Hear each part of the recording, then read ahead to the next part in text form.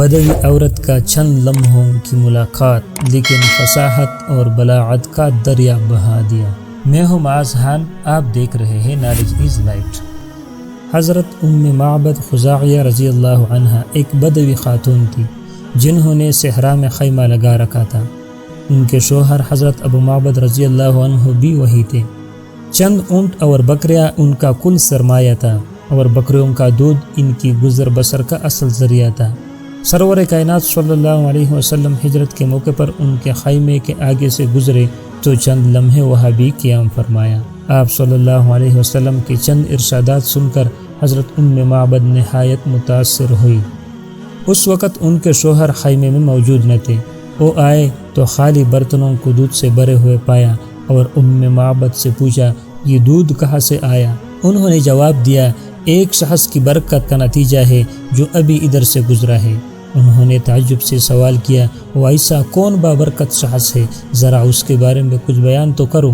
اس پر معبد نے زبان کو حرکت دی اور حضرت صلی اللہ علیہ وسلم کے بارے میں چند لمحوں میں جو کچھ معلوم ہو سکا تھا اس طرح بیان کرنا شروع کیا کہ فصاحت و بلاغت کا دریا بہا دیا۔ الفاظ نہایت جچے تلے اور ادب و احترام کے سانچے میں ڈلے ہوئے فرمایا، میں نے ایک معزز شخص کو دیکھا جن کی نفاست نمایاں، چہرہ روشن اور خلق و بناوٹ میں حسن، نہ مٹھاپے کا عیب نہ دبلاپے کا نقص، خوشرو خوبصورت، آنکھیں کشادہ اور سیاہ، پلکیں لمبی، آواز میں کھنک، گردن سراہی دار، داڑھی گھنی، بوے کماندار اور جٹی ہوئی، خاموشی میں وقار کے مجسمہ، گفتگو میں صفائی اور دلکشی، سراپا حسن، جمال میں یہ گانا روزگار، دور سے دیکھو تو حسین ترین، قریب سے دیکھو تو شریع ترین بھی اور جمیل ترین بھی، بات چیت میں میٹھاس، نہ زیادہ باتیں کرے اور نہ ضرورت کے وقت خاموش رہے، گفتگو اس انداز کی جیسے پروئے ہوئے موتی، قد و قامت ایسا میانہ اور متوازن کہ جس میں نہ درازی ہے نہ کوتاہی۔ اگر دو شاخوں کے درمیان ایک شاخ ہو تو وہ دیکھنے میں ان تینوں شاخوں سے زیادہ تر و تازہ دکھائی دے، قدر و قیمت میں سب سے بہتر نظر آئے۔